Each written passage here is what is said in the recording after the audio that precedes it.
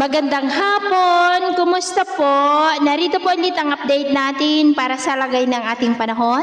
Ngayong hapon po ng March 25, 2024 na kung saan sa ngayon ay wala po tayong binabantayan anumang sama ng panahon sa loob at labas po ng ating area of responsibility. Easterlies pa rin ang hangin na patuloy po na umihip dito sa ating bansa na siya pong nagdudulot ng mga isolated rains lalo na po sa silangang bahagi ng Visayas. At ito naman po pinapakita ng forecast model natin pong ginagamit hanggang po sa susunod na 2 linggo. At sa lagay ng ating panahon ngayong hapon ay maayos ang panahon sa malaking bahagi ng ating bansa pero may tsansa pa rin ng maulap na kalangitan with isolated rain sa may Samar provinces, Leyte, Bohol, Cebu, Caraga, Northern Mindanao, ilang bahagi ng Davao at Southern Palawan. At mamayang gabi ay posible pa rin pong mga isolated rain